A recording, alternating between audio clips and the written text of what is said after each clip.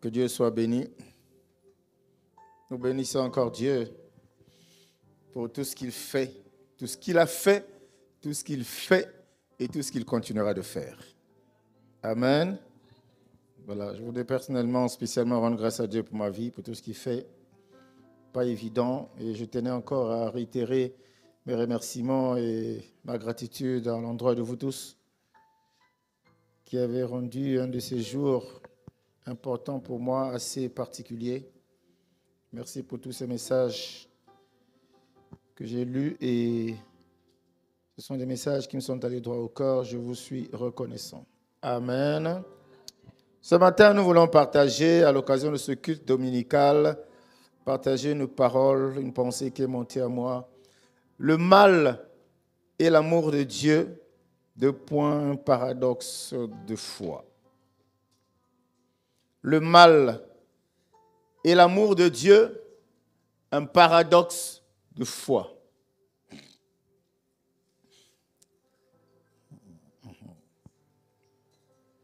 Alléluia.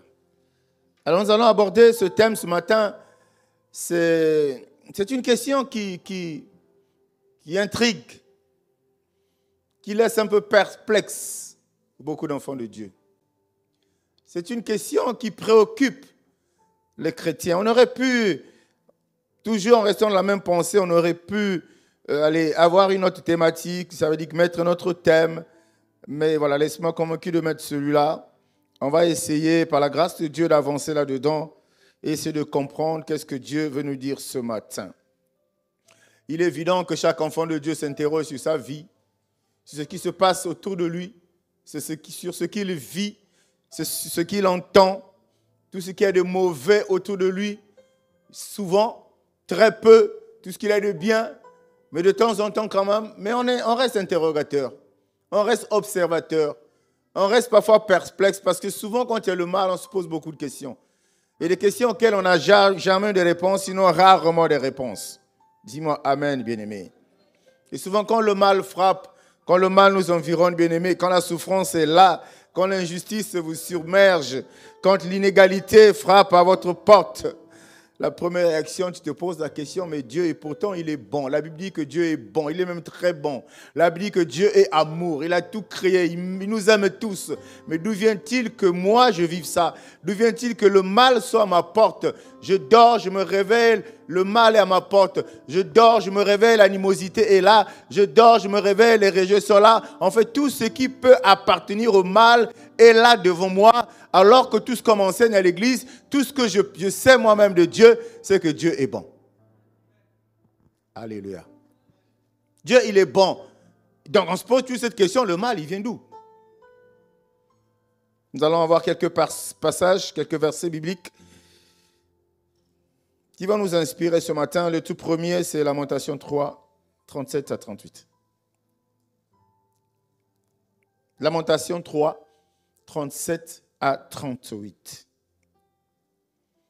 Qui dira qu'une chose arrive sans que le Seigneur l'ait ordonné? N'est-ce pas de la volonté du Très-Haut que viennent les maux et les biens? Amen. Amen. Vous pouvez vous asseoir, bien-aimés. C'est la version second 21, bien sûr. Pour être un peu plus clair, le verset 38, je peux dire, n'est-ce pas de la volonté du Très-Haut que viennent le mal et le bien?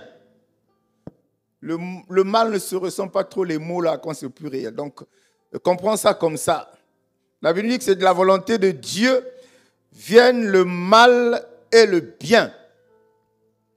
Mais l'autre question qui vient aussi automatiquement, c'est celle de savoir si c'est de la volonté de Dieu que nous viennent le mal et le bien, est-ce que c'est Dieu qui est le créateur du mal et du bien? Alléluia. Si tu médites bien, je sais que tu te poses déjà des questions. Mais la première pensée, c'est que Dieu n'est pas le créateur de quelque chose qu'on appelle mal, de quelque chose qu'on appelle bien. Parce que le mal n'est pas quelque chose que Dieu a créé comme Dieu t'a créé, comme Dieu a créé un arbre, comme Dieu a créé un animal, comme Dieu a créé tout ce qui peut se toucher.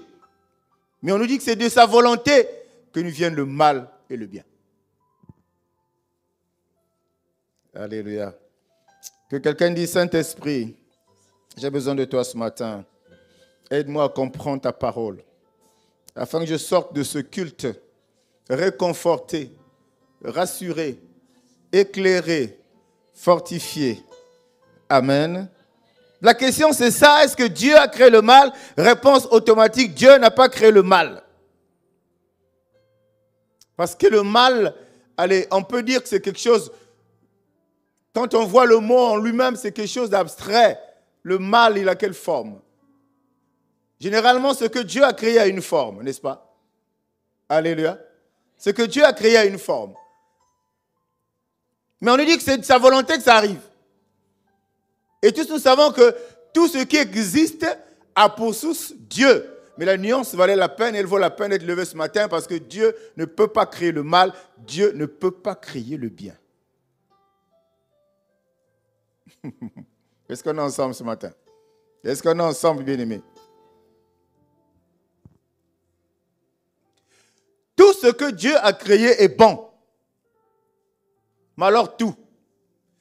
Et la première pensée qui ressort à la lecture de ce thème ou de ces quelques propos que je tiens déjà, la première pensée qui apparaît, c'est cette pensée qui nous parle de la souveraineté de Dieu. J'espère que tu as compris qu'il n'a pas créé le mal. Il n'a pas non plus créé le bien. Le bien vit dans quel quartier? Le mal vit dans quel pays? Dans quel château? Dans quel palais? Dieu n'a pas créé le bien. Dieu n'a pas créé le mal. Mais tout ce qu'il a créé est bon.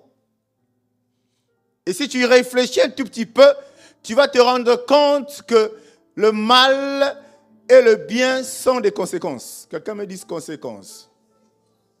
Sont des conséquences de quelque chose. Sont le résultat de quelque chose. Dieu, quand il se repose, il te contemple, il est heureux parce que tu es quelque chose de bien. Enfin, entre parenthèses. Quand Dieu voit toute la créature, il est content. C'est pour ça qu'il s'est dit, j'ai fait ce qu'il fallait faire. Tout ce qui est là est bon. Il ne se pose pas de questions sur ce qui peut arriver. Bien entendu, dans sa souveraineté, il sait quel est le lendemain, quelle est la suite de l'humanité. Quelle est la suite de tout ce qu'il a créé. Mais à l'instant où il crée, il est assis. Il crée l'homme, il donne des instructions à l'homme. De comment se tenir, de comment se comporter, de comment faire, de quoi dire, de qu'est-ce qu'il ne faut pas dire. Il donne toutes ces instructions à l'homme. Quelqu'un dise encore Dieu est bon. Et le problème ici, c'est essayer de concilier cette réalité-là du mal, de la souffrance, avec Dieu qui est gros Dieu, amour. C'est de faire le lien entre ça, le mal, la souffrance, la difficulté, la maladie, même la mort, avec Dieu qui est amour en majuscule. On peut se perdre. Si on ne demande pas à Dieu, explique-moi Seigneur, je ne comprends pas. Si on ne demande pas au Saint-Esprit, Saint-Esprit, explique-moi, c'est sûr, je ne comprends pas. Voilà la réalité devant laquelle l'être humain est. Chrétien ou pas chrétien, c'est ça. Il faut réussir à faire le lien pour être en paix. Il faut réussir à faire le lien pour comprendre. Dieu est amour, mais pourquoi il peut permettre ces choses-là? Quelqu'un dit se permettre. Et en parlant tout à l'heure, j'ai dit que le mal, puisqu'on va s'appuyer beaucoup plus sur le mal, à la lumière de notre thème, le mal est la conséquence d'un comportement. Et pourquoi Dieu laisse le mal se manifester? Pourquoi Dieu permet au mal de se manifester? Et là, je m'appuie sur le verbe permettre. Dis-moi amen. Dis-moi amen. Permettre. En grec, c'est aphiemi. Qui signifie laisse faire. Laisser faire. En d'autres termes, Dieu permet que le mal arrive. Ça suppose que Dieu laisse faire. Et j'ai dit tout à l'heure que le mal, c'est une conséquence, c'est un résultat d'un comportement, d'une attitude, d'un propos que l'homme a tenu, d'un comportement qu'il a affiché, d'une attitude qu'il a adoptée vis-à-vis de Dieu. Parce qu'à la base, Dieu est bon. À la base, tout ce que Dieu a créé est bon. La conséquence de ce qui est bon ne peut être que bonne. Est-ce qu'on est ensemble? Allez, je vais imaginer ça. C'est comme si tu acceptes cette norme, enfin entre guillemets logique, qu'un animal donne naissance à un être humain. C'est pour dire que le bien ne peut produire que le bien. Et le mal ne peut produire que le mal. Acclame le Seigneur.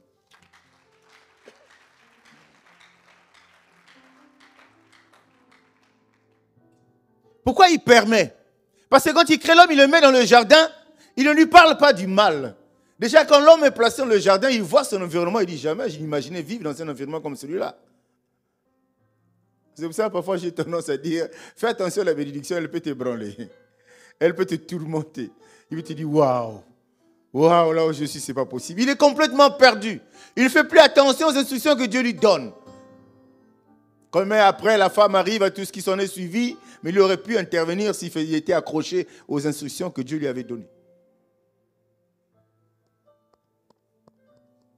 C'est une conséquence, mais on se plaint de vivre ces conséquences.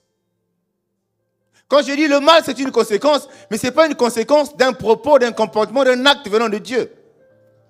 C'est un comportement, une attitude, un acte venant de l'homme. Quand l'homme pêche dans le jardin, Dieu n'est pas là. Dieu n'est pas responsable. Mais finalement, on met ça de côté, mais il aurait pu éviter ça. Bien aimé, il y a une histoire. En plaçant l'homme dans le jardin, en créant tout. Quand on parle de l'humanité, Dieu avait créé pour une histoire. L'humanité doit avoir une histoire.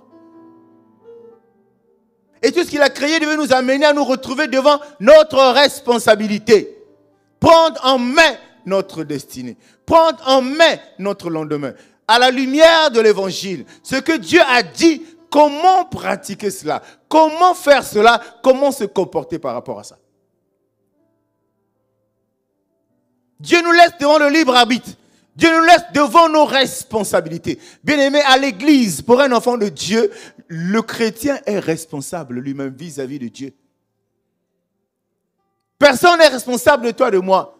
On est chrétien, on est responsable vis-à-vis de Dieu. Il a parlé, il avait déjà parlé. Bien sûr qu'il continuera à parler par sa parole, par ses enseignements, par sa révélation, mais il avait mis les bases. Et tout ce qui viendra après doit s'appuyer sur les bases que Dieu avait placées. Et les bases, c'est sa parole. Que tu aies une inspiration, et il doit avoir pour fondement sa parole. Tu peux avoir une révélation, et il doit avoir un fondement sa parole. Mais quand tu fais quelque chose qui est contraire à sa parole, le mal va arriver. Et il va laisser le mal. Il en avait les moyens, le pouvoir, la puissance, l'intelligence et la sagesse d'arrêter le mal, que ça ne t'arrive pas. Mais Dieu a permis que ça arrive. Pour qu'au fil du temps, quand tu marcheras, tu feras la différence entre les affaires de Dieu et les affaires des hommes. Est-ce que tu es là ce matin? Dis-moi amen, bien-aimé. Dis-moi amen. Donc il crée tout, ça veut dire qu'il n'y a pas de place pour le mal. Mais nous cherchons le mal. Nous allons chercher le mal. L'homme, quand il était créé, vivant, il s'est senti capable de tout seul. À la limite, il a tourné un peu le dos, l'attitude que nous constatons aujourd'hui dans les églises, au milieu des enfants de Dieu. Un moment, quand on atteint un certain niveau dans sa vie, on pense qu'on peut tout soi-même. On peut avancer soi-même. On peut tout réussir soi-même. On peut tout faire soi-même. Mais on oublie qu'il y a quelqu'un qui t'a créé et qui connaît tes forces, qui connaît tes faiblesses. Il veut, si tu restes dans l'instruction qu'il donne, il veut te maintenir dans un certain niveau, dans une certaine façon de faire, où tu restes fort, où tu restes puissant. Le problème, c'est que l'homme, quand il est placé sur la terre, il s'est senti, moi c'est moi. Ngai ezangai. Dieu aussi peut s'en foutre de toi, hein, passez-moi le mot. Il te parle, tu ne comprends pas, il te lâche. Il te parle, tu ne comprends pas, il te lâche. Il te laisse faire. Et c'est ça, quand Dieu laisse faire, que le mal arrive. C'est pas logique, c'est même pas dans la norme que Dieu te laisse mal faire pour que tu attires le bien. Quelqu'un est d'accord avec moi? Alléluia. Il laisse faire le mal. Il y a un objectif derrière ça. Il veut t'amener au bout pour te rendre compte que tu n'as pas d'autre choix. Pour te rendre compte que tu n'as pas 10 000 voies. Il y a un seul chemin, c'est Dieu.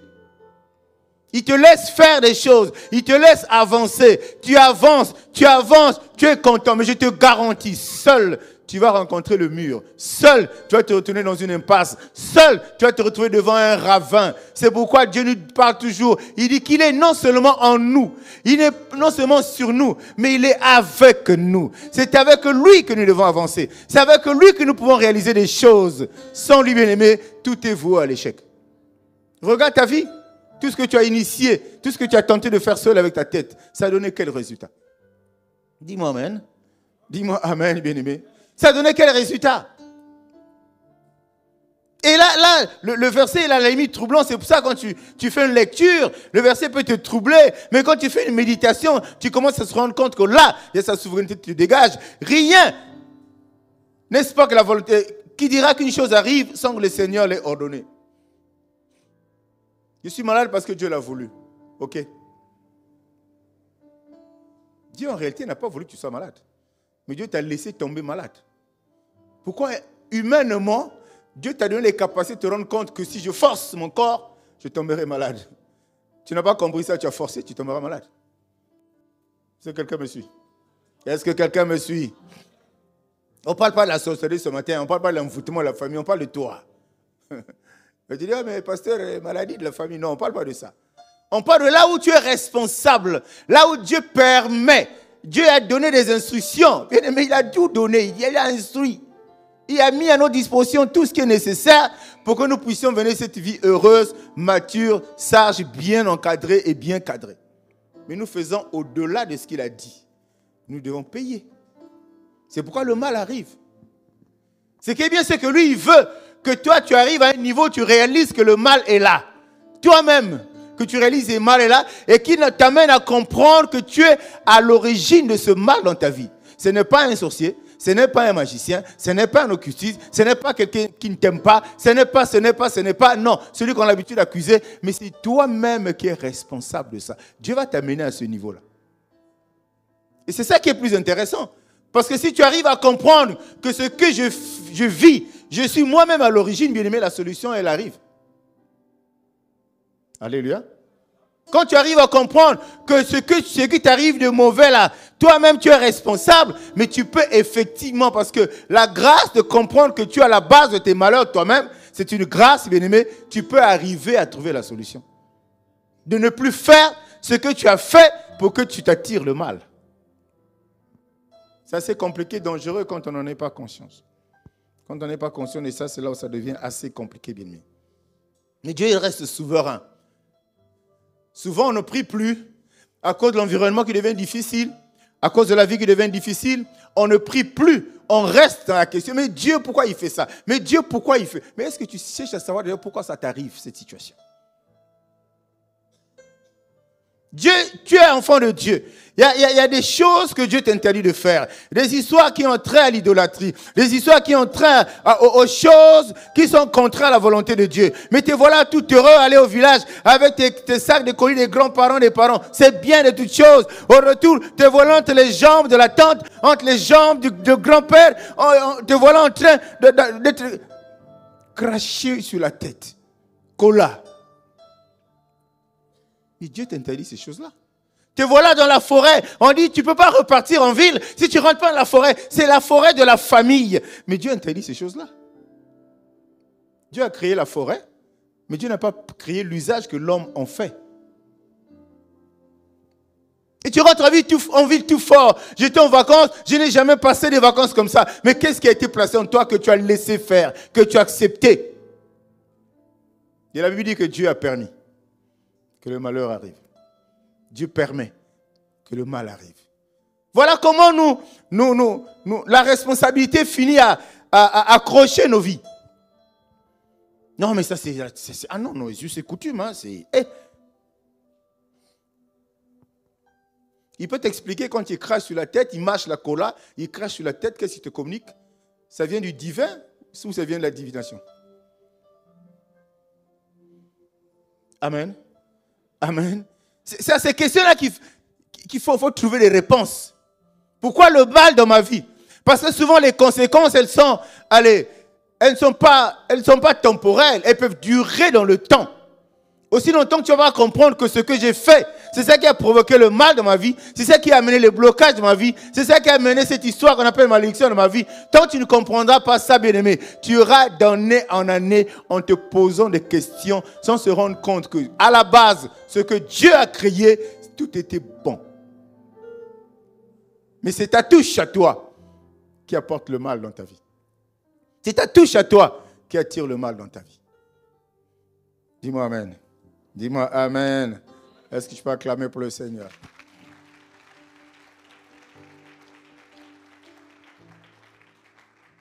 Jacques 1,13 nous dit que personne, lorsqu'il est tenté, ne dise c'est Dieu qui me tente. Car Dieu ne peut être tenté par le mal et il ne tente lui-même personne. Mais chacun est tenté quand il est attiré et amorcé par sa propre convoitise. Puis la convoitise, lorsqu'elle a conçu, enfante le péché. Et le péché étant consommé, produit la mort. Amen. Il faut lire ça. Il faut lire ça. Imaginez-vous, allez, prenons le cas le plus invraisemblable. Le jour que Jésus sort de son jeûne, on l'amène à la montagne. Imaginez-vous qu'il ait accepté parce qu'il était dans le besoin. Il y a des choses que nous acceptons dans nos vies parce que nous sommes dans le besoin. Des bonnes choses à vue d'œil que nous acceptons parce que nous sommes dans le besoin. Imaginez-vous ce jour-là, pendant que le diable lui dit, adore-moi seulement, prosterne-toi seulement devant moi. Je vais te donner tout ce que tu vois là. Que serions-nous aujourd'hui? Parce qu'il y a des actes qu'on pose, on n'en mesure pas l'impact ou les conséquences le lendemain. Ou bien dans l'avenir, on n'en mesure pas. On se contente du présent. Je fais comme ça, je parle comme ça, j'agis comme ça. Ce qui m'importe, c'est que je gagne. Mais tu gagnes quelque chose aujourd'hui. Quelle est la source de ce que tu gagnes aujourd'hui? Est-ce que tu mesures les conséquences pour demain? C'est bien la vie chrétienne, on a besoin d'être bien, heureux, de tout gagner. Mais la source, elle est où? Nous avons été largement, suffisamment bénis, nourris ici par les deux orateurs, le pasteur Eric et l'apôtre Dadier, qui a parlé de ça. Et toi qui ne venais pas le matin aux ateliers, on a parlé de ça aux ateliers. C'est quelque chose d'important, de fondamental. Dis-moi amen, bien-aimé. Voilà, Dieu ne peut pas être tenté par le mal. Il ne tente lui-même personne. Mais chacun est tenté quand il est attiré et amorcé par sa propre convoitise. J'ai dit, le mal n'est pas une création de Dieu. Le bien n'est pas une création de Dieu. Quand Dieu dit bien ou bon, c'est après avoir créé des choses qui sont physiques, par rapport qu'on voit. En ce moment, il dit c'est bon. Mais si toi, tu crées le mal, évidemment, tu verras le mal. Est-ce qu'on est ensemble ce matin, bien-aimé? Quelqu'un dit Dieu est bon. Quelqu'un dit Dieu est bon. Donc, il permet beaucoup de choses. Et on se trompe, on se laisse cajoler par nos pensées à nous qui nous font dire que c'est bien ce que je fais, Dieu aime. Non, Dieu a permis. Il y a cette volonté permissive et cette volonté parfaite. Il nous laisse souvent faire des choses parce qu'il t'a déjà expliqué ça. Il t'a déjà enseigné sur ça. Mais tu t'es entêté à faire ce que toi, tu as voulu faire. Et quand il y a une conséquence qu'on appelle le mal, tu veux dire que c'est Dieu qui est à la base. Non, mais ce matin, comprends que Dieu n'est à la base de rien du tout. Tout ce qu'il a créé est bon. Tout ce qu'il fait est bon. Même merveilleux. Même très merveilleux si tu veux mieux comprendre. C'est nous qui sommes responsables de tout. Mais alors de tout, bien-aimé. Personne d'autre, ce n'est pas Dieu. Amen, amen, amen.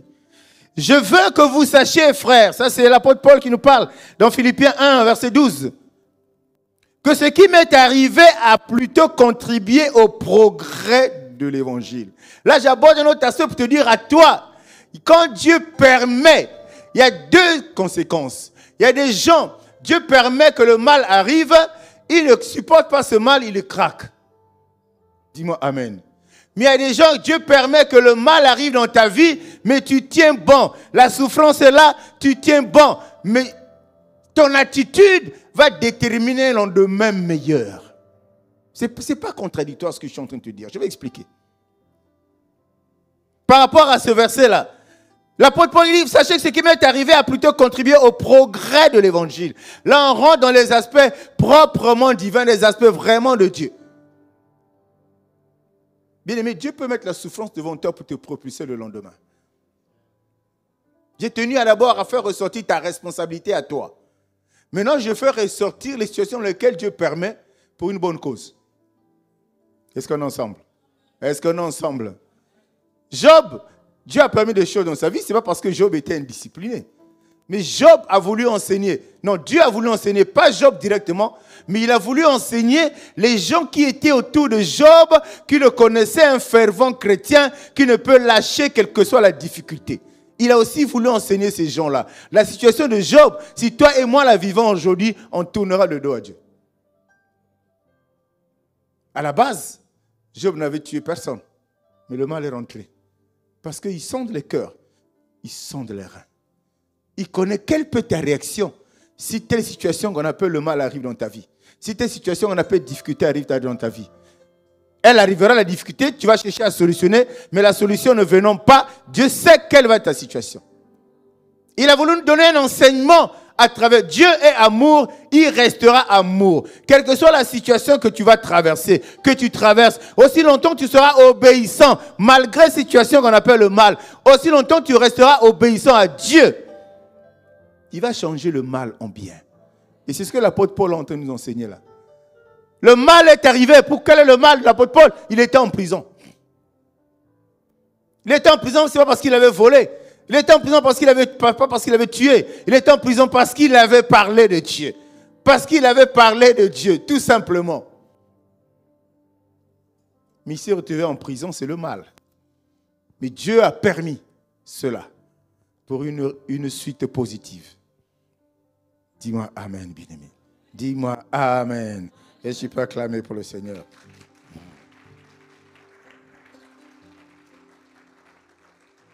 Tu liras dans la Bible, ils vont t'expliquer dans Philippiens, Dieu va t'expliquer qu'est-ce qui s'est passé, qu'est-ce qui a été le côté positif pour l'apôtre Paul de se retrouver en prison. Pour que la situation, la raison pour laquelle Dieu a permis ça dans la vie de l'apôtre Paul. Il y a des choses qui permettent dans ta vie. Tu te poses la question. Mais les réponses que tu auras vont te mettre dans une attitude de paix, d'assurance. Tu vois le mal devant toi, mais tu es rassuré du mal. Quelqu'un comprend ça? Tu vois la difficulté devant toi, mais tu es dans la paix, tu es dans la sérénité. Et aussitôt, l'Esprit de Dieu peut te convaincre. Dieu est en train de laisser faire. Dieu est en train de permettre ça. Pas à cause de tes actes, mais pour faire éclater, pour imposer sa volonté à l'ennemi. Parce qu'il faut te passer par le mal. Quand tu passes par le mal, le diable croit en ce moment-là avoir mis la main sur toi. L'ennemi croit avoir remporté la victoire sur toi. Oh, Dieu le permet pour qu'autour de toi, que les gens finissent par faire une différence, bien-aimé, entre ce que Dieu est capable de faire, pas capable, et entre ce que Dieu veut faire et ce que le monde fait d'habitude. Il permet ça. Il y a des questions que tu t'es posées où tu n'as pas eu de réponse, bien-aimé. Mais est-ce que derrière, pendant que tu te poses ces questions, pendant que tu es en train de t'interroger, quel est ton état d'âme? Est-ce que tu es en paix? Est-ce que tu es perturbé? Est-ce que tu ne comprends plus rien? Tu te dis, bon, écoute, moi j'abandonne. Ou bien tu dis, Seigneur, je sais, tu es passé à la croix. Je sais que tu as été humilié. Je sais que tu as été injurié. Je sais quand tu as déchiré des habits. Je connais toutes ces choses-là. Mais in fine, tu t'es retrouvé à la droite du Père dans les cieux. Si toi tu es passé par là, assurément le mal qui m'environne là, c'est pour que tu me lèves, c'est pour que tu me propulses aussi vers ma destinée. Être attentif à la parole de Dieu. Être attentif à l'évangile, bien-aimé. Et c'est pourquoi il s'est permis de dire que rien ne nous arrive sans que lui l'ait permis. Ce n'est pas sans ce qu'il ait créé, parce qu'il a créé, non. Lui, il permet seulement. Dans deux cas de figure, je viens déjà d'évoquer. Le premier cas, c'est une conséquence de ce que toi tu fais, qui peut être une leçon, qui te fait passer. Le deuxième cas, c'est qu'il permet ça pour faire manifester ta gloire. Il veut que sa gloire se manifeste, que les gens fassent la différence, bien-aimé. Et Dieu parle suffisamment. Il y a beaucoup de paroles, il y a beaucoup de versets bibliques. Mais nous n'allons pas les énumérer tous. Tu vas regarder ça. Quand tu vois Romains 8, 18, la Bible dit, j'estime que les souffrances du temps présent ne saurait être comparée à la gloire à venir qui sera révélée par nous. Quand tu vois cette parole, il dit la souffrance du temps présent. Et quelle va être la source de la souffrance du temps présent? Et quelle va être ton attitude par rapport à la souffrance du temps présent? Et ton attitude va déterminer la suite d'événements. Mais aussi longtemps que tu es enfant de Dieu, aussi longtemps que tu as accroché à Dieu, je peux te garantir, le mal dans ta vie a une suite. Le mal dans ta vie a un lendemain, mais un lendemain meilleur. C'est pour ça qu'il nous a parlé il y a peu de temps pour dire que dans son plan, là, il y a une suite. Il y a quelque chose de bien de lendemain. Ça dépend de quelle attitude nous affichons, ça dépend de quelle position on occupe en ce moment-là quand nous vivons ça. Et Dieu y tient. Dieu nous enseigne, Dieu nous oriente, Dieu nous force, Dieu nous façonne à travers sa parole pour que nous ne soyons pas perdus derrière ces concepts qui apparaissent dans la Bible, qui peuvent nous désarçonner, qui peuvent nous fatiguer, qui peuvent nous affaiblir, qui peuvent malheureusement nous détourner de Dieu. Dis-moi amen, bien-aimé. Tu vis des situations, tu en connais les causes, et peut-être que c'est toi-même. Par entêtement. Et le verbe permettre, comme je dis, c'est toujours intéressant d'insister, de préciser sur ça. Quand Dieu permet, laisse ces choses, ça veut dire que Dieu t'avait déjà dit qu'il y avait le mal. Dieu t'avait déjà dit que plutôt c'était mauvais de faire comme ça. Mais tu t'es entêté de le faire, Dieu permet. Mais l'apôtre Paul, pour le cas de l'apôtre Paul, il n'avait rien fait de mal. Hein. Il n'a pas été averti. Il était dedans. Comme tu le sais, c'est l'une des personnes les plus merveilleuses qui nous a laissé un évangile puissant. Dans le Testament, les messages de l'apôtre Paul sont venus nous booster. Ça nous parle de notre quotidien parce que ce qu'il a vécu, lui, avec Dieu. Donc ça, c'est ce que Dieu suscite. Voilà. Il suscite ça dans ta vie. Pour te tester quand même, parce que tous les jours, il nous teste, bien aimé. Tous les jours, Dieu nous éprouve. Alléluia. Tous les jours, il nous éprouve pour voir. Il vient de marcher avec moi pendant 1 an, 2 ans, il est toujours avec moi, en dépit de ce qu'il est en train de vivre. Il marche avec moi depuis tant d'années, est-ce qu'il est toujours avec moi, en dépit de ce qu'il est en train de vivre. Dieu éprouve, mais quand il va te rassurer que tu es à lui, quand il va te rassurer, quelle que soit la tempête, tu es là. Quand il va te rassurer, quelle que soit la difficulté, tu es là. Ce Dieu va te faire avancer de là. Dis-moi amen. Dis-moi amen. Vous aviez médité de me faire du mal. Genèse 50, 20. Dieu l'a changé en bien pour accomplir ce qui arrive aujourd'hui, pour sauver la vie à un peuple nombreux. Donc Dieu est capable de changer ton mal en bien. Mais qui es-tu qui peut aspirer à ça, qui peut bénéficier de cette faveur, de cette grâce, que Dieu puisse faire que ton mal soit transformé en bien? Qui es-tu? C'est une formule qui marche avec les enfants de Dieu. Quelqu'un me dise amen. Quelqu'un me dise amen. Vous avez médité, mais Dieu l'a changé en bien. Regardez l'histoire de Joseph. Joseph n'a désobéi à personne. C'est pour ça que j'ai levé la nuance tout à l'heure en parlant des 2 cas. Joseph n'avait pas du mal à personne. Joseph a été obéissant parce que les épreuves, les situations devant lesquelles il est passé, il pouvait se braquer. Mais il s'est laissé faire. Il est allé. Il ne savait pas où est-ce que ça devait lui amener. Il ne savait pas ce à quoi ça devait aboutir. Par ses frères bien-aimés, tu diras l'histoire de Joseph. Déjà, Jérémie 50, 20, là, vous avez médité de me faire du mal. Dieu l'a changé en bien. C'est l'histoire de Joseph. Nous savons à quoi ça aboutit, bien-aimé. Le mal est là dans ta vie parce que si jusque-là, tu n'as pas compris que la vie chrétienne, c'est comme un couteau qui rentre dans du beurre. Donc une facilité de 1er au 30. Tu n'as rien compris de Dieu. N'est-ce pas qu'il exerce nos mains au combat et le doigt à la bataille? Pourquoi? Pourquoi? Ça ne veut pas dire que ça va être impossible. Mais parce qu'il sait que l'adversité viendra, parce qu'il sait que les provocations viendront, parce qu'il sait que les combats seront là, parce qu'il sait qu'il y a plein de choses qui vont se trouver devant ta vie. Si tu n'es pas exercé, si tu n'es pas affermi, si tu n'es pas préparé, tu ne vas jamais avancer, bien-aimé.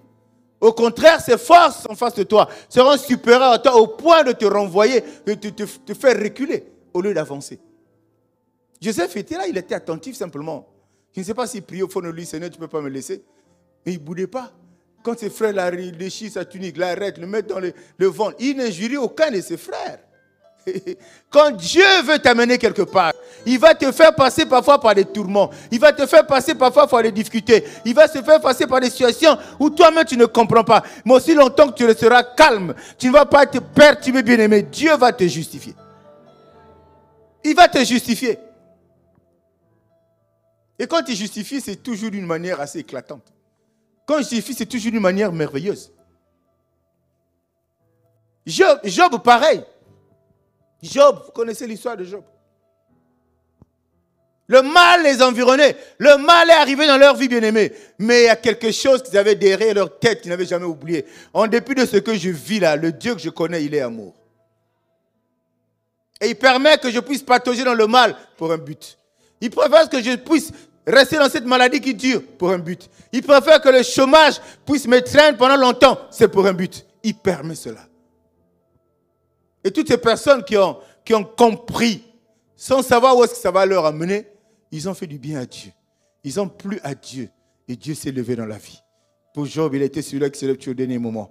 Au moment où ça ne marche pas, mais lui, il finit par se lever. Au moment où tout le monde t'abandonne, il finit par se lever. Et là où rien n'est impossible, plus rien, plus d'espoir, il se lève.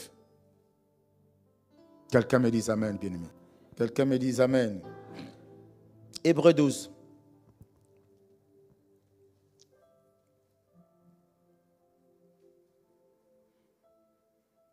Alléluia. Supportez le châtiment. C'est comme des fils que Dieu vous traite. Car quel est le fils qu'un père ne châtie pas? Mais si vous êtes exempt du châtiment auquel tous ont part, vous êtes donc des enfants illégitimes et non des fils. D'ailleurs, puisque nos pères, selon la chair, nous ont châtiés et que nous les avons respectés, ne devons-nous pas à bien plus forte raison nous soumettre au Père des esprits pour avoir la vie? Nos pères nous châtient pour peu de jours, comme ils le trouvaient bon. Mais Dieu nous châtie pour notre bien, afin que nous participions à sa sainteté. Il est vrai que tout châtiment semble d'abord un sujet de tristesse et non de joie. Mais il produit plus tard, pour ceux qui ont été ainsi exercés, un fruit paisible de justice. Fortifiez donc vos mains languissantes et vos genoux affaiblis. Et suivez avec vos pieds des voies droites, afin que ce qui est boiteux ne dévie pas, mais plutôt s'affermisse. Amen. Amen. Dieu nous parle clairement dans sa parole, bien-aimée. Supportez le châtiment. Avant d'avancer, je tiens à repréciser. Tout à l'heure, j'ai fait la nuance, j'ai ressorti entre ces deux aspects de problème. Des personnes à qui Dieu avait déjà donné des instructions, des avertissements, mais qui sont entêtées à faire ce qu'eux, ils pensaient faire, qui est opposé à Dieu. Ces personnes-là, c'est le cas d'Adam dans le jardin d'Éden. Ces personnes-là, Dieu laisse faire. Dieu permet. Mais malheureusement, derrière, on se plaint du mal qui est arrivé. Il y a des personnes qui sont restées imperturbables, en dépit de la difficulté, en dépit des combats, en dépit de tous les problèmes qui les environnaient. Ils sont restés eux-mêmes, droits dans leurs bottes. Ils se sont dit, je reste là, je connais Dieu. Si ça m'arrive, c'est pour un but. Si ça m'arrive, c'est pour m'amener quelque part. Je tiens. Joseph a tenu. Job a tenu. Il y a plein d'autres qui ont tenu. Alléluia. Alléluia. Bien aimé, pour avancer, il faut qu'à chaque étape, qu'il y ait un changement dans notre vie. Pas uniquement un changement matériel, mais spirituellement, il faut qu'il y ait un changement. Il faut qu'on grandisse. C'est quoi la gâté?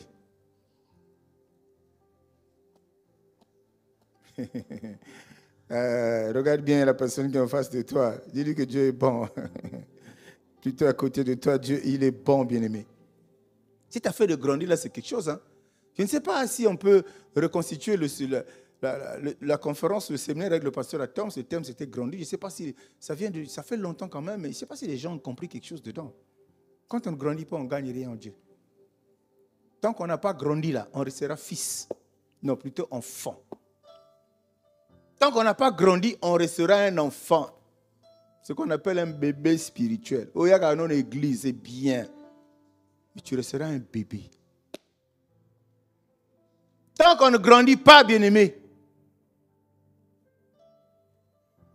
Vous voyez le comportement, comment l'attitude où est-ce que l'attitude de Joseph l'a mené? Où est-ce que l'attitude de Job l'a mené?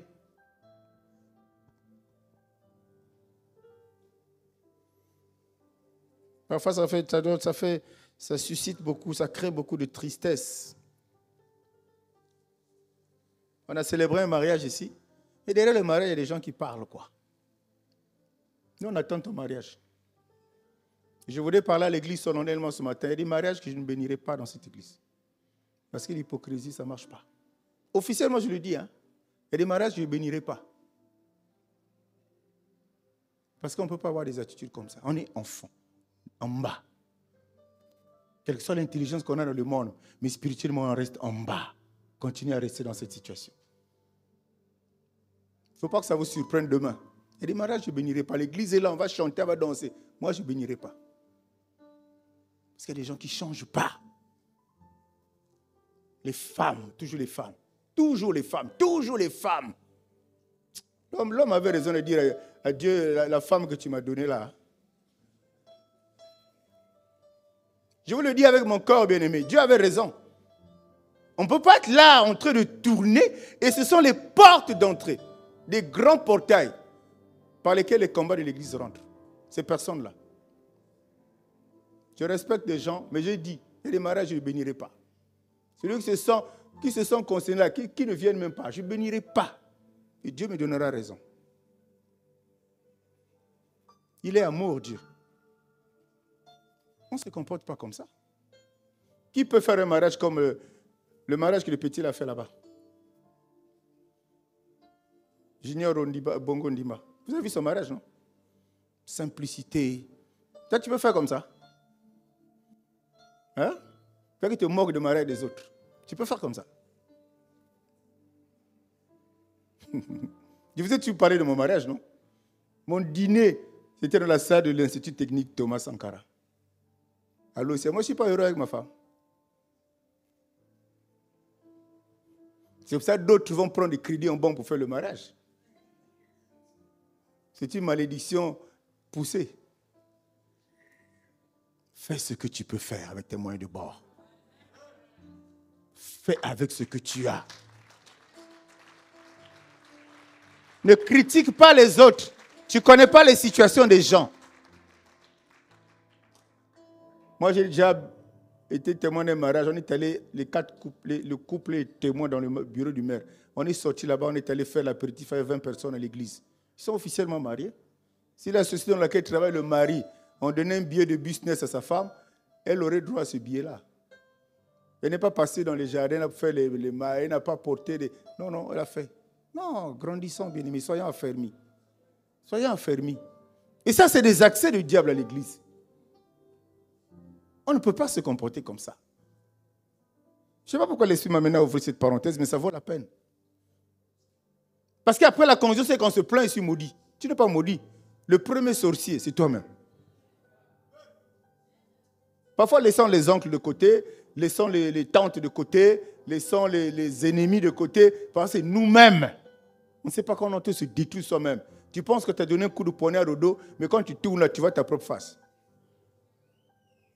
Est-ce que je parle à quelqu'un, bien-aimé? Est-ce que je parle à quelqu'un? Non. Fais mariage dimanche. Il y a des gens qui parlent de mariage. Mariage, ça bien té. Allah t'a bien té. Bilamba, tu as déjà vu un Rockefeller américain qui est mort, on a mis $500 dans sa tombe. Ta robe de mariée qui va coûter 5 millions là. Tu vas porter ça une fois. Porte ça pour aller au marché.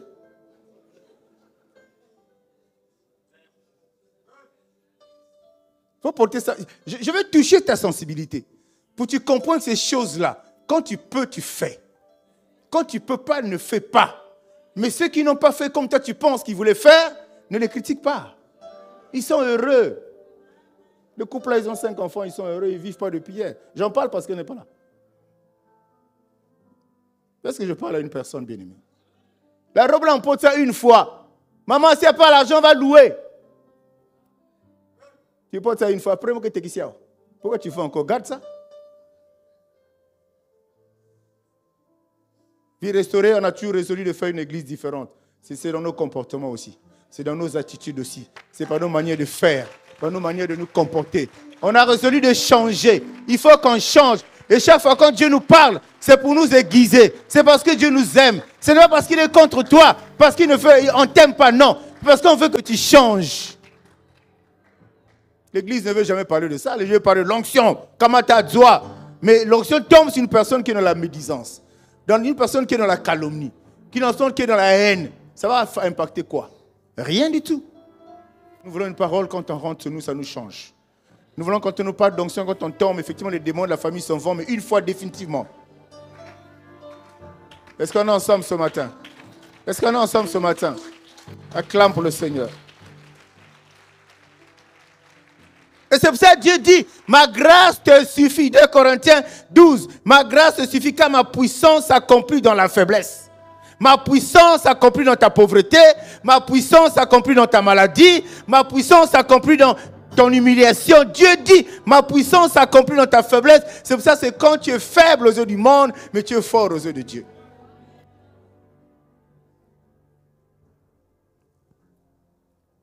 Alléluia. Quelqu'un dit la souveraineté de Dieu. Quelqu'un dit la souveraineté de Dieu. La Bible dit que le malheur atteint souvent le juste, mais c'est l'Éternel qui nous délivre toujours. Tu es pour toi droit avec Dieu. Tu vis dans la crainte de Dieu. Tu es en paix. Tu ne peux pas t'imaginer qui peut avoir le mal. Mais le mal arrive. Et Dieu sait que le mal, tu n'es pas à l'origine. Dieu sait que le mal vient des personnes qui parlent mal de toi. Vient de la sorcellerie, des liens établis. Dieu le sait. Et il va étendre sa main. C'est pour ça qu'il dit, le mal atteindra souvent. Si tu es juste dans cette salle, sache que le mal t'atteindra. Mais sois rassuré que Dieu ne va pas te lâcher. Sois rassuré que Dieu va te sortir de ces situations. Et les gens, ils feront la différence, bien-aimés. C'est ça la réalité de l'évangile. Arrêtons de perdre du temps en pensant à n'importe quoi. Dieu est amour. Il n'a pas changé, ne changera jamais. Le Dieu là que tu as eu faire des histoires devant Moïse, c'est le même Dieu que tu pries aujourd'hui. Il est le même hier, aujourd'hui, éternellement. Pourquoi on pense qu'il a fait des choses avant et aujourd'hui il est incapable de le faire? Parce qu'on est plus intelligent que lui? Parce qu'on est plus têtu que lui? Parce qu'on est plus riche que lui? Parce qu'on est... Non, il est le même hier, aujourd'hui, éternellement. Tout est possible. La situation que tu vis peut s'arrêter aujourd'hui. Reste fidèle à lui. Reviens, prends ses instructions, pratique-les. Quand même tu vas les pratiquer, l'épreuve viendra. Mais il a dit, le mal viendra. Mais lui, il va se lever pour intervenir. Il va te délivrer pour ça. Les gens n'aiment pas ça. On aime le kafou-kafou. On aime des choses bizarres. On aime, et bien aimé.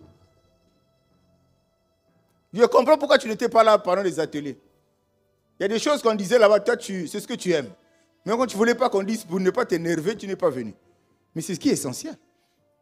L'apôtre a dit, a martelé dessus. On a martelé dessus sur ces choses qui nous détruisent. Parce que quelle est la source? Quand tu parles de mal de ton frère dans la foi, quelle est la source de cette pensée-là? Est-ce que c'est Dieu?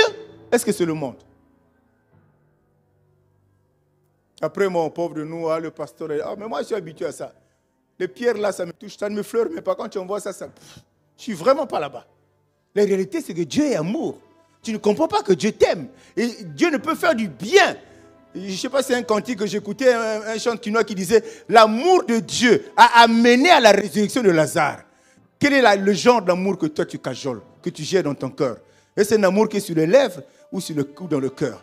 Parce que c'est cet amour qui est sur les lèvres là qui fait que tu parles du mal des gens.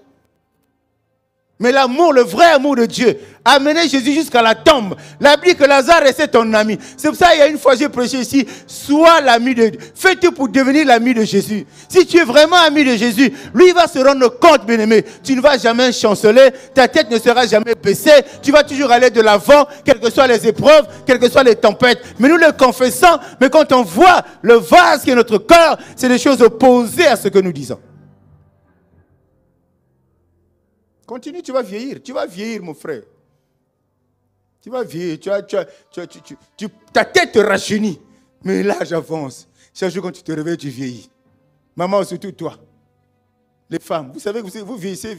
Chez vous, il n'y a pas... L'homme peut bricoler, là, il bricole. Mais la femme vieillit. Hein. Tu vas la voir 10 ans après. Ah, mais tu as vieilli. Mais l'homme, il y a des hommes, tu les vois 10 ans après, il est le même. Et le mari va t'aimer pendant que tu es fleur, là. Quand tu commences à être cabossé, là, il commence à se gratter la tête. Alléluia. Alléluia. Le mal, l'amour de Dieu, qu'est-ce qui est plus fort?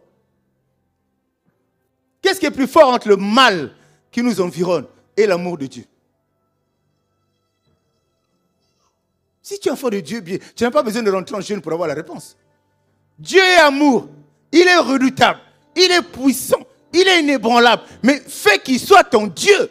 Si tu fais de lui ton Dieu, si lui il est inébranlable, toi tu seras inébranlable. Si lui il est intouchable, toi tu seras intouchable, bien-aimé.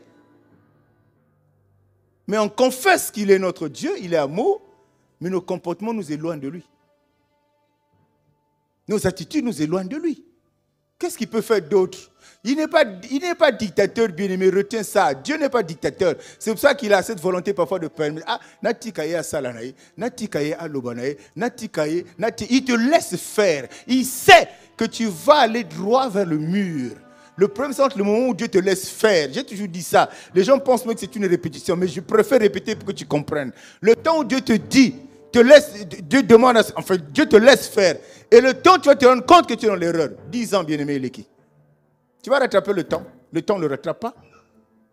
Même une semaine, là, tu ne vas pas rattraper. Même une journée, tu ne peux pas rattraper une journée. Quand tu perds une journée, c'est difficile à rattraper. Parce que ce qui s'est passé dans cette journée-là, ce n'est pas évident que tu revives ça le lendemain. Est-ce que je parle à quelqu'un? Acclame pour le Seigneur, bien-aimé.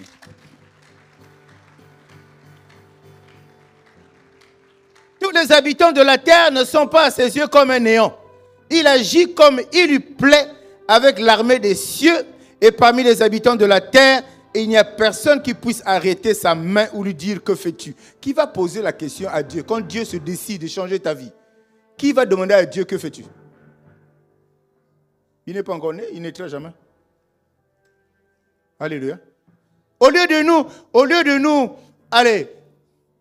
de nous laisser aller par les problèmes que nous avons, posons-nous simplement la question de savoir, est-ce que ce n'est pas moi qui suis à la base de ces malheurs? Quand tu as la conviction que ce n'est pas toi-même qui est à la base de tes malheurs, ça veut dire que c'est Dieu qui n'est pas à la base de tes malheurs, mais c'est Dieu qui permet que ces malheurs arrivent dans ta vie pour te faire marcher dans une autre expérience, te faire rentrer dans une autre expérience.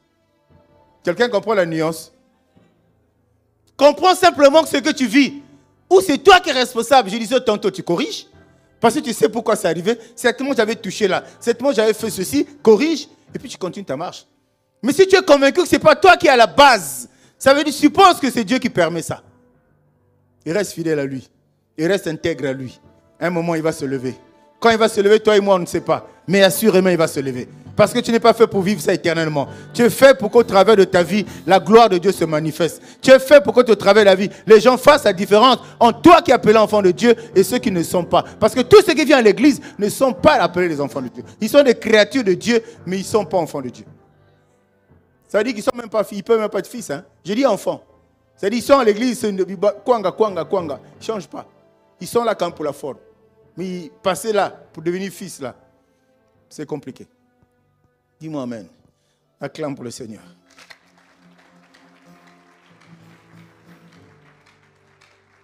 On méditera toujours le mal. Mais je te rappelle ce matin que l'amour de Dieu est au-dessus de tout. Et il n'y a pas de paradoxe, il n'y a pas de contradiction entre le fait que tu vives le mal et qu'à côté qu'il y ait l'amour de Dieu. Les deux cas devant lesquels on peut se retrouver ont été énoncés. Ou c'est toi-même, ou c'est Dieu qui laisse. Ou c'est Dieu qui autorise. Ou c'est Dieu qui permet. Là encore, quand il permet, c'est dans deux cas.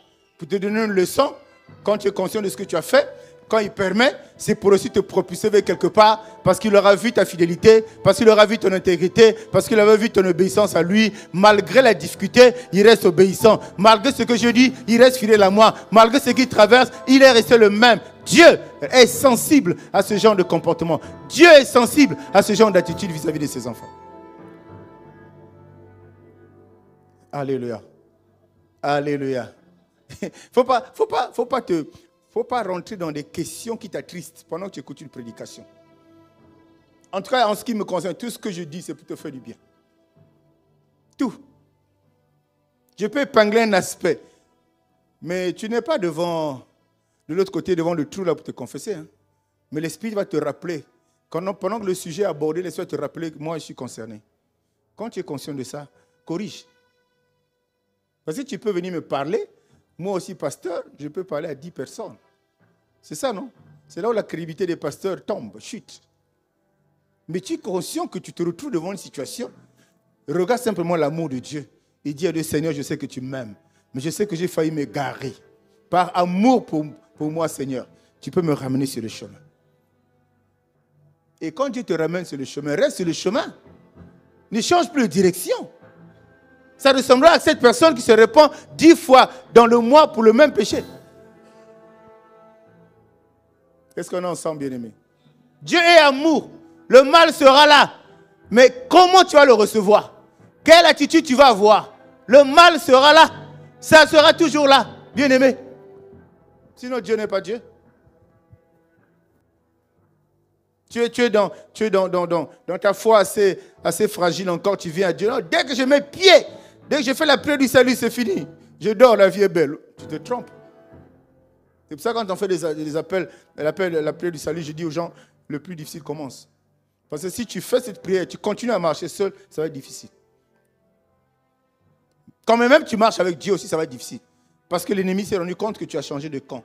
Il s'est rendu compte que tu as quitté son camp, il ne va pas te laisser. Il va vouloir vite te récupérer.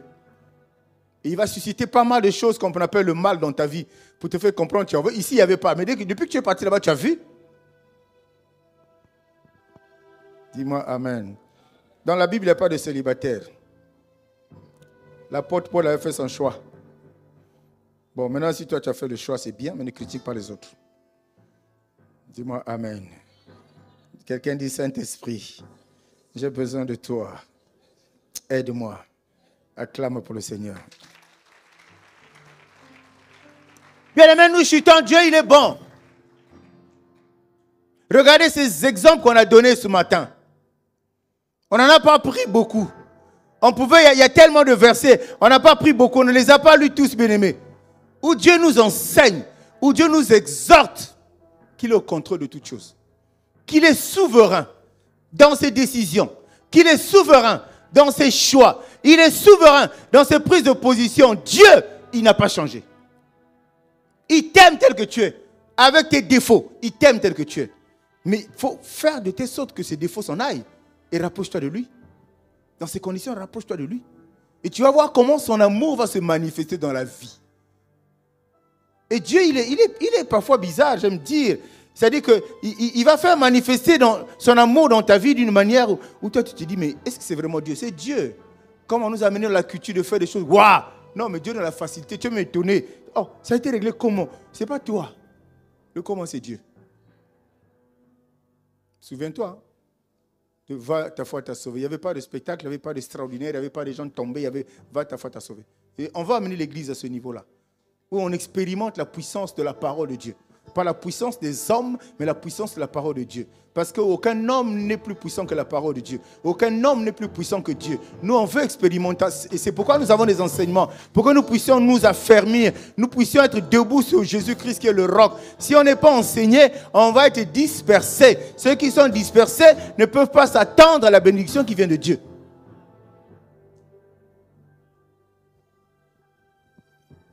C'est sa vie restaurée. Non, on était morts hier, mais tout doit changer. Dis-moi Amen. Dis-moi Amen. Apocalypse 21, 4. Il essuiera toutes larmes de leurs yeux et la mort ne sera plus. Il n'y aura plus ni deuil, ni cri, ni douleur, car les premières choses ont disparu. Je viens annoncer à une personne ce matin. La Bible dit qu'il n'y aura plus ça. Il n'y aura plus ça. Mais pourquoi il n'y aura plus ça? Parce que toi, tu auras changé de position. Pourquoi il n'y aura plus la maladie? Parce que toi, tu auras changé de position. Pourquoi il n'y aura plus le chômage? Parce que toi, tu auras changé de position, mon frère et ma soeur. Si tu ne changes pas de position, ce que tu vis là restera là. Si tu ne changes pas de position, le mal que tu traverses restera là. Si tu ne changes pas de position, Dieu va te laisser parce que tu es conscient que là où tu es, il ne peut pas agir, il ne peut pas impacter ta vie parce que tu es là, pas par ignorance, mais tu es là volontairement. Si tu étais là par ignorance, Dieu dans sa souveraineté te sortait de là. Mais tu es là parce que tu veux être dans ce confort-là. Dieu va te laisser là. Que le Seigneur bénisse sa parole. Shalom, shalom, bien-aimés, et bienvenue au Centre évangélique Vie Restaurée. Grande est notre joie de vous faire part de notre programme hebdomadaire qui s'annonce comme suit. Mardi, de 18h à 20h, un rendez-vous à ne pas manquer. Venez recevoir un enseignement puissant qui fortifiera votre foi en Dieu à la lumière de Luc 21, le verset 33 qui dit « Le ciel et la terre passeront, mais que les paroles de Dieu ne passeront point. » Jeudi à 18h, débute notre temps de restauration, un moment intense de prière pour être renouvelé et restauré dans la présence de Dieu. Samedi, c'est l'intercession générale qui nous rassemble de 6h30 à 7h30 pour prier avec ferveur pour l'Église, nos familles, notre vie et notre beau pays, le Congo. Dimanche, nous terminons la semaine en célébrant ensemble Dieu lors du culte d'action de grâce, qui se tient à partir de 9h. C'est un culte de reconnaissance et de louange à l'honneur de notre Seigneur. Alors, dites yes au rendez-vous du Seigneur et rejoignez-nous au Centre évangélique Vie Restaurée cette semaine. Que Dieu vous bénisse abondamment.